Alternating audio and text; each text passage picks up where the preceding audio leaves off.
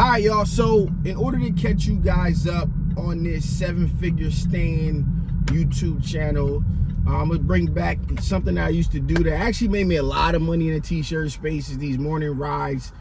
Before we get into the future, I gotta kind of get you guys back and kind of caught up on what it is that I do. So I figured the best thing to do is to start from the beginning. And the beginning story is pretty much how did I get started in entrepreneurship. And when I tell the story, pretty much what I say is like one thing led to another. One of the main things that I remember is telling my mom that I can make $7.50 doing anything. I would never work at McDonald's. So much to the point now, she said that I used to tell her that, and then now I'm 37 and I'm working on a chicken truck. Now, the reason I'm working on a chicken truck, she doesn't know and understand. Nonetheless, it is what it is. I'm working on a chicken truck from time to time, but it's a bigger plan to everything that I'm trying to do later. All right, so cool.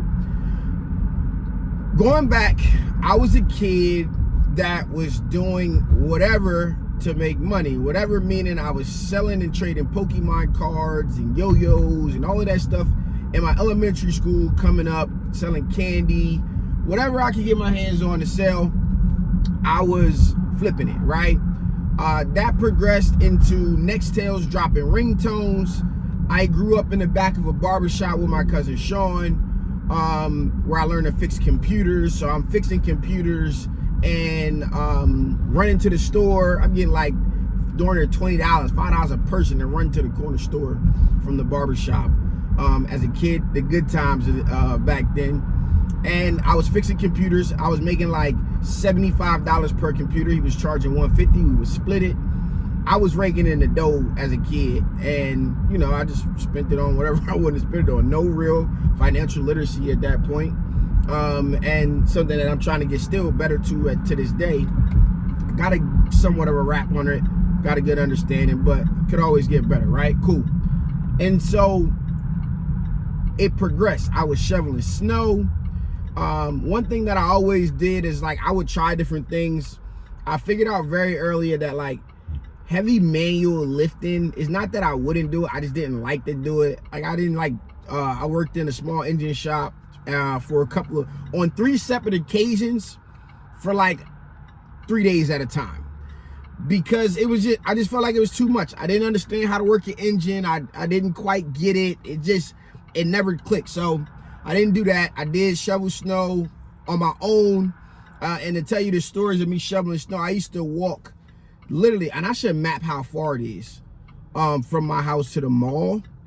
But I used to walk all the way from my house all the way up to the mall, using all back roads, coming to shovel snow and get some of these wealthy houses up here. Matter of fact, this very road that I'm on is the one that I walked up. I'm about to turn onto. Yeah, funny, I live in this neighborhood now. But I used to try to get into the wealthier area to shovel snow. But I would still do the city too as well. But I was willing to go wherever it would go. And during this time, we used to get like 23 inches, 16, 18 inches. And it would be like 3 times a week. We getting off from school, I'm getting up. And I would never do my family's house in the morning. Like I would try to do it overnight, keep it real light, like maybe half. But I would come back to my house, my aunt's house. You know, nobody's leaving, but I would come at the end of the night when it's all icy out in order to shovel the snow for them. So that entire process of just hustling, of just trying to figure it out, was like the catalyst to whatever it is that I was doing. And to give you guys a funny story, I volunteered one year in high school at this shop. My cousin, who I learned how to build and fix computers from, he came to me, he was like flat, he's like, yo bro, there's nothing else that I can teach you. You know how to do everything I know how to do. There's nothing else I can teach you, but my friend here knows networking and systems and stuff like that, so you can go over there now and you can go progress. So I volunteered the whole summer. The very first week after the summer's over, he's like, yo, all right, I can pay you. So he's going to pay me. I'm like, cool. I don't really care. I'm there for the education and the learning, but money's always good, right? I'm about to have a baby at this point. And the first day that I walk in, after being on the clock, let's say I walk in at 6 o'clock. He walked in Let's say, yeah, I was early, so let's say I walked in at 5:50. He walked in at 6 o'clock. I'm walking to the back. I put my stuff down, get myself together. I'm walking back up to the front. He's coming in the door. As soon as he comes in the door, we like kind of meeting. I'm on my way up to the front. He looks to the left. He's like, "You don't see this computer asking for a disk?" And I'm like, "Who you talking to?" Like, wait, who you talking to? He's like, you don't see what this? I said, "You know what I'm gonna do right now? I'm gonna go back inside and get my stuff, and I'm gonna leave before I punch you in the mouth." Right? I'm probably at this point like, I don't know, 16 or something like that, right? And I probably could have had it I mean, I was a little older than that. I think, how old was I? I think I was a little older. I think I was maybe 20 something. I don't remember.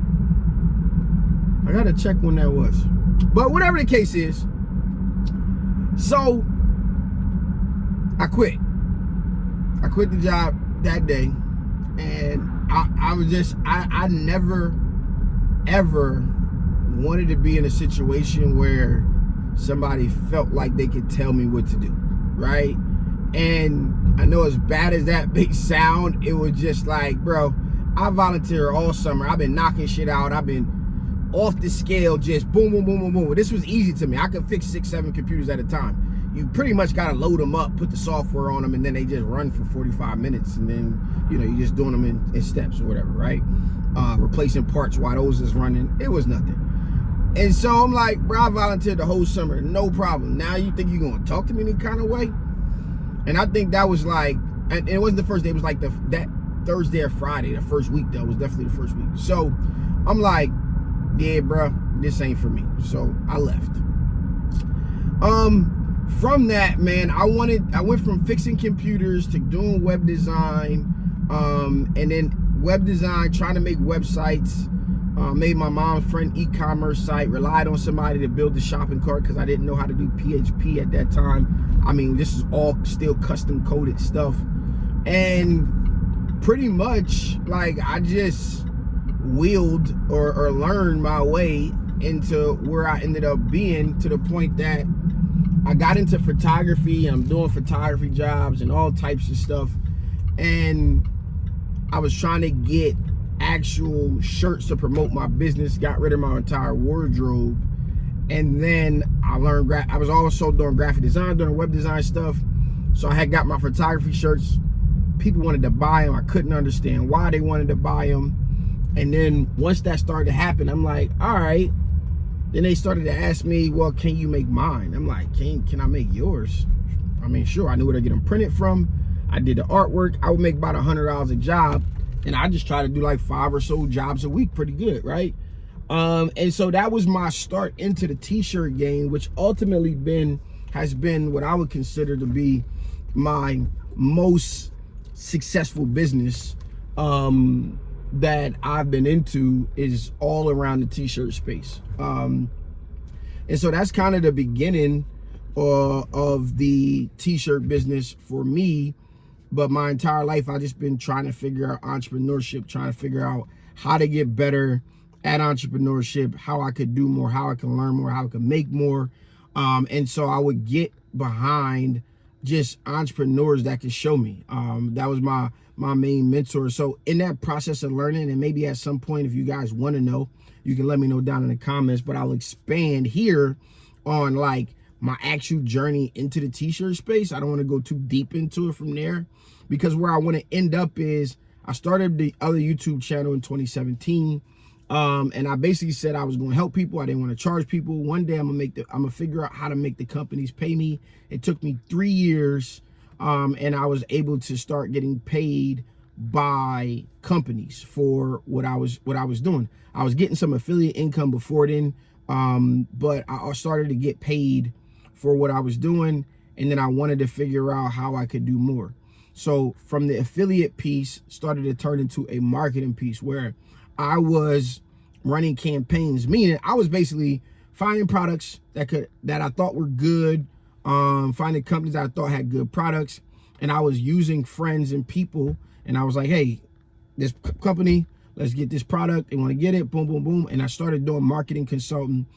At the time, I didn't know what I was doing, but it was called affiliate. Like I was running affiliate marketing or influencer marketing campaigns by putting all my friends together and then putting them in a platform, and it would help the company grow. And then everybody would get a piece of pie. I would get a piece of the pie as an influencer. They would get pieces of pies as influencer. They get free products. Sometimes they would get payment if the company would pay for them. And then on the flip side of that, I started to get paid for the strategy. And to give you guys an idea of what I did in that space, who haven't heard, but I took a company from $200,000, $300,000 a month. They were ranging in that area. About $10,000 a day was the goal.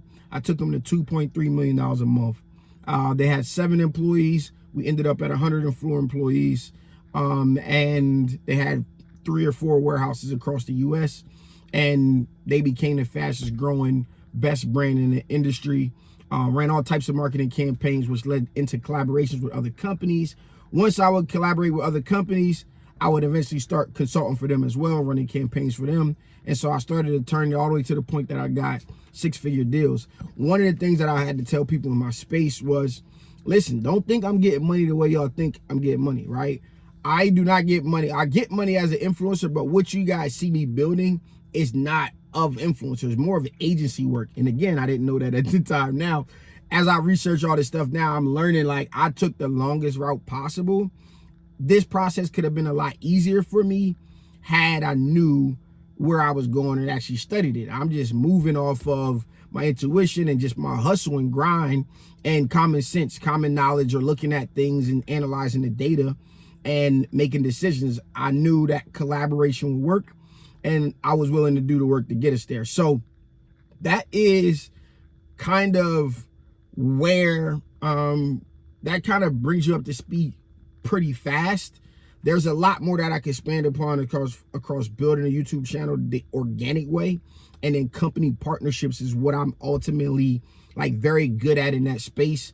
Getting deals, finding deals, negotiating deals. The market is highly saturated, but if you look at yourself as a actual marketing agency, even if you are an individual, you can garner more money by helping them accomplish goals rather than just letting things come inbound. Actually create a marketing plan and how you fit, or how their product fits into your marketing plan, and you can go from people giving you a price to starting pitching opportunities and deals and content styles, especially if you got major traction. But even if you don't have major traction, you're better off with a full understanding of like how to build out a 6- and 7-figure ecosystem around yourself.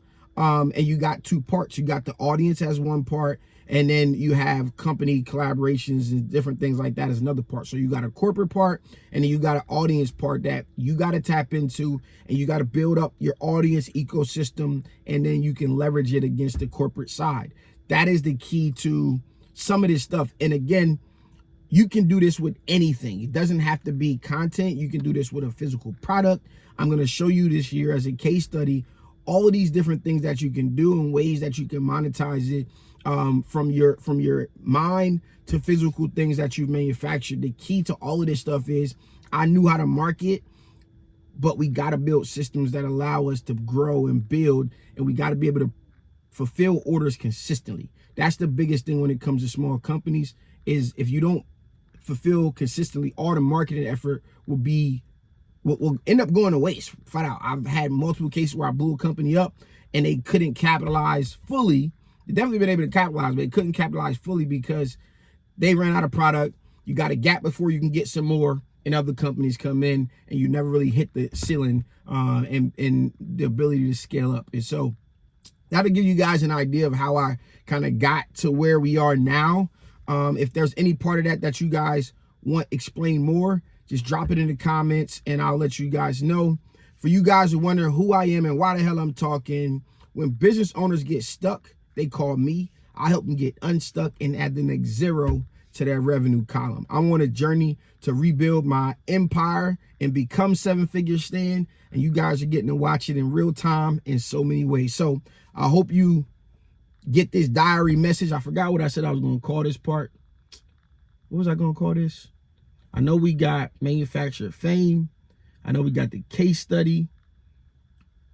And then there was something else.